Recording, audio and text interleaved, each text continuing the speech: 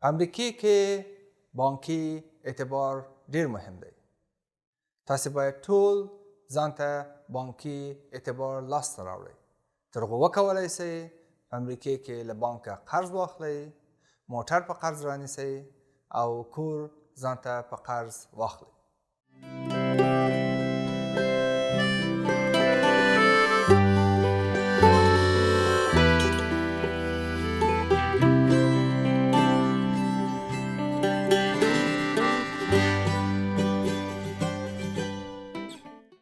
ګران هیوادوالو، سلامونه او نیکې هیلې مې ومنئ.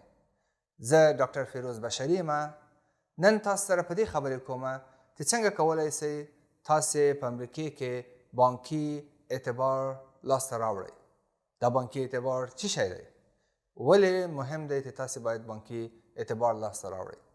ولې مهم دی چې دا اعتبار باید تاسې پوخ کړئ او تر هغه وکولی شئ خپل نور معاملات په ښه توګه مخته یوسئ. د بانکي اعتبار ته په انګلیسي کې کریډټ سکور وایي، یعنی هغه امتیازونه چې تا ته لازم دي چې لاسته راوړې او بې له بانکي امتیازونو نه نسې کولی یو شی په قرض رانیسئ. په دې باندې په جزئیاتو در سره خبرې کوم. ولې څو شیانه مخکې له هغه نه چې په جزئیاتو ولاړ شم ډېر مهم دي تاسو ته یې ووایم.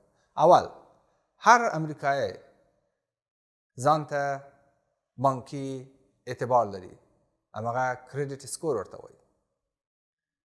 دوم، کوشش وکړئ خپل بانکي امتیازونه یا اعتبار زیات کړئ.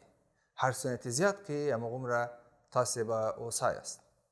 بل، تاسې کولی شئ په کریډټ کارت باندې شیان رانیسئ تر هغو ځان ته بانکي امتیاز لاسته راوړئ او کوشش وکړئ چې قرضداره نه شئ.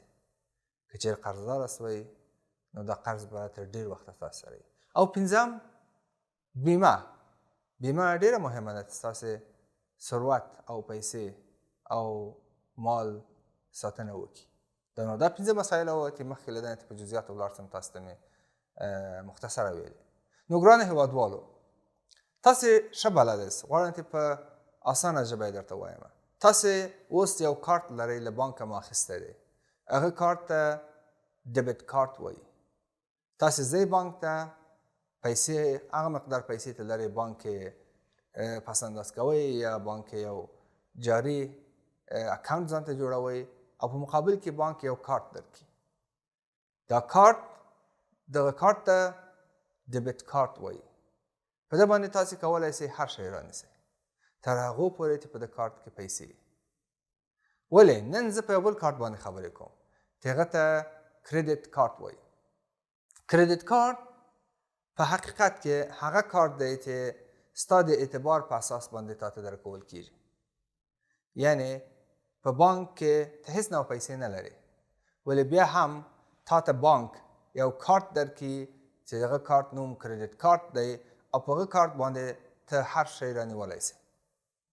مګر شرط لري چې دا پیسې په یو میاشت کې بیرته باید بانک ته ورکړي. که چیرې د پیسې بانک ته ورنه کړې، پر تا باندې 20-30% حتی زیات ټکټانه یا سود راځي چې هغه له تا نه بانک اخلي. دا به ادامه پیدا کوي او تر هغو چې ته ژوندی یې دا پیسې باید ورکړې. دا پیسې هر میاشت زیاتېږي او زیاتېږي. نو کوشش وکړئ چې کریډټ کارت مسؤلانه استفاده کړئ. کریډټ کارت ډېر مهم دی. ولې باید کریډټ کارت ولرو په امریکا کې؟ په دې خاطر موږ په خپل هیواد کې ضرورت نه و چې موږ کریډټ کارت ولرو. په امریکا کې هر وګړی باید کریډټ کارت ولري. څو غټ دلایل دي. یو دلیل دا دی چې که ته چیرې وغواړې چې یو موټر په قرض رانیسې، که ته چیرې کریډټ کارت ونه لرې او د کریډټ اعتبار ونه لرې، هغه امتیازونه دي، د کریډټ امتیاز ونه لرې، ته نسې کولی چې موټر په قرض واخلې. که ته چیرې وغواړې چې کور کرا ونیسې، تاسو به متوجه شوي یاست کله چې تاسو کورونه په کرا نیول، تاسو نه به پوښتنه کوله چې خپل کریډټ امتیاز ولیکه چې څو دی. دا امتیاز معمولا د 600 تر 800 پورې، اکثر یې 800 دي. نو وایي ته د خپل امتیاز ولیکه چې څو شمېرې امتیاز لري، څو سوه امتیازه لري. که چیرې ونه لرې تا ته کور په کرایه نه درکړي. که تاسې تصمیم ونیسئ چې کور په امریکې کې رانیسئ، کورونه خو ګران دي، دومره نقد پیسې څوک نه لري. اکثرا امریکایان کور په قرض اخلي، دا عام دی. د بانک نه قرض اخلي، بانک کور درته اخلي او ته هر میاشت بیا قسط د بانک ورکوي. ولې کله چې کور په قرض اخلي، اول شی له تا نه پوښتنه کوي چې آیا اعتبار د بانکي د څنګه دی، څو شمېرې لري په بانک کې، دا امتیاز د څومره دی، یا په انګلیسي کې ته کریډټ سکور ورته وایي، دا د څومره دی. که چیرې دا د په ښه اندازه کې و، یعنی امتیاز د سم و، نو تا ته قرض درکوي او بل ښه توب یې دا دی چې تا نه د سود ډېر کم اخلي، مثلا 4% 5%. که چیرې د نه درلود ستا سود عین 10% ته رسي. نو بناً ډېر مهم دی چې په دې شي باندې پوه شو چې کریډټ کارت څه شی دی او څنګه باید موږ د کریډټ امتیاز جوړ کړو او دا امتیاز څنګه استفاده کړو. نو تاسې لاړ شئ هر بانک ته مو ته خوښه وي، ورسئ ورته ووایاست چې زه غواړم کریډټ کارت واخلم. کله مو ته کریډټ کارت لاسته راوړ، بیا په هغه باندې تاسې کولی شئ هر شی ته غواړئ رانیسئ. په اولو کې یو مقدار پیسې دي چې له هغه نه زیات نه شئ مصرفولی، ولې بعد د هغه کله چې اعتبار مو پوخ شه بیا کولی شئ هر شی رانیسئ په هغه باندې، موټر رانیسئ، نور ګران شیان رانیسئ.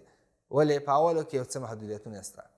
هر وارې چې تاسې یو شی رانیسئ په قرض، بیرته تاسې دا قرض ورکوئ، تاسې په حقیقت کې ځان ته یو امتیاز جوړوئ، یوه نمره اخلئ. دا نمرې زیاتېږي. هر څومره چې غټ شی رانیسئ په همغوره اندازه ډېرې نمرې لاسته راوړئ او دا نمرې زیاتېږي او په څو کلو کې تاسې کولی شئ یو ښه مجموعه د اعتبار ځان ته ولرئ او ښه نمرې ولرئ. او دا نمرې په حقیقت کې تاسو ته ډېر ضرور دی تاسې خپل مالی چارې په امریکې کې په مخ یوسئ. نو ځان په کریډټ کارت خبر کړئ چې څومره مهم دی. بانک ډېر خوشحاله دی تاسو ته قرض درکړي. هر څومره چې قرض ځینې اخلئ خوشحاله دی. ولې تاسې هم باید ډېر متوجه اوسئ چې په مقابل کې کریډټ کارت نه مسؤلانه استفاده وکړئ او قرض یې بیرته په وخت ورکړئ. که چیرې قرض په وخت ورنه کړئ پر تاسې باندې پیسې ډېرې راځي. مثلا که $10 په قرض واخلئ او ورې نه کړئ، تاسې باندې $1200 $1300 راځي چې بیا ورې کړئ. یعنې $200-300 اضافه باید ورکړئ که چیرې تاسې ونه شئ کولی چې قرض مو په وخت ورکړئ او دا همداسې ادامه پیدا کړي. ډېر امریکایان خوشحاله دي په کریډټ باندې شیان رانیسي، ولې یو تعداد هم مسؤلانه له ده نه استفاده نه کړي. موږ تاسې باید له ده نه مسؤلانه استفاده وکړو، تر هغو وکولی شو ځان ته هغه امتیازات جوړ کړو. کریډټ کارت ډېر مهم دی. بې له کریډټ کارته نشو کولی موږ مخ ته ولاړ شو. علت یې دا دی چې موږ ضرورت لرو، ټول هغه کسان چې په امریکې کې ژوند کوي ضرورت لري چې کریډټ سکور یا د کریډټ امتیاز ځان ته جوړ کړي. د امتیاز جوړولو په خاطر ضرور دی چې باید کریډټ کارت نه استفاده وکړي. بله خوبي د کریډټ کارت دا دی چې ته پیسې نه لرې. مثلا ډیبټ کارت کې د پیسې نشته، بې پیسو یې جب کې د پیسې نشته، کریډټ کارت راباسې د هغه نه استفاده کوي. بیا تکراروم چې کریډټ کارت لپاره ته €1 هم نه اچوې. دا هغه امتیاز دی چې بانک کې درکړي. بانک کریډټ کارت درکړي او ته له ده نه استفاده کولی شې. دا حقیقت کې پیسې دي، ولې ته په بانک کې هېڅ پیسې نه لرې.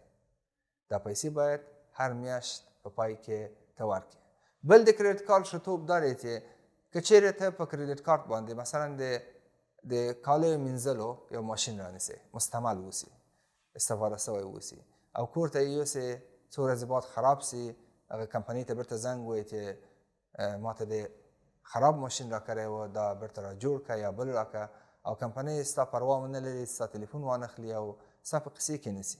ته کولی شې د خپل کریډټ کارت کمپنۍ ته زنګ ووایې، که دا بانک او که بل شرکت او ورته شکایت وکړې. هغوی په دا بلې کمپنۍ چې تا باندې ماشین خرڅ کړی فشار وردي، تر هغو ته راضي سي او هغوی تا ته یا ماشین تبدیله کړي او یا هم نوی ماشین واخلي او یا هم جوړ کړي درته. بنان کریډیټ کارت باندې ته دا مهم کارونه کولی سي. د کریډیټ کارت خطر هم شته. مثلا که کریډیټ کارت سم استفاده نه کړې، مسئولانه استفاده نه کړې، ډېر قرض پرې واخلې، په دې خاطر بعضې خلک بې باکانه استفاده کوي. ولې؟ ته په بانک کې هېڅ پیسې نه لرې، ولې د کارت کې تا امتیاز لرې او هر شی اخیستی سي. بیا له دې ته فکر وکړې د میاشتې آخر کې خو زه مجبور یم دا پیسې ورکړم. اکثرا خلک په دې باندې فکر نه کوي، ځان ته شیان ډېر اخلي او میاشتې آخر کې بیا پیسې نه لري چې ورکړي. دا بیا پرې زیاتېږي دا پیسې، میاشت په میاشت بیا زیاتېږي او دا په آخر کې به دومره ډېر قرضدار یې چې حیرانه پاتې سي، حتی افلاس سره مخامخ کېږي، بې پیسو کېږي. نو څنګه وکړم چې اوس پیسې دې بانک ورکړم، نور پیسې نه لرم. په دې خاطر هغه پیسې ورځ په ورځ څو چنده کېږي، زیاتېږي، پر تا باندې راځي. نو ډېر ضرور دی چې ته مسئولانه کریډیټ کارت نه استفاده وکړي. ولې استفاده باید وکړي؟ هر څومره چې ښه استفاده کوې، یو شی اخلې په قرض بیرته یې ورکړې، ستا نمرې امتیازات زیاتېږي او دا ستا په ګټه دی او دا شی ته غواړې. ډېر خلک شته چې ډېرې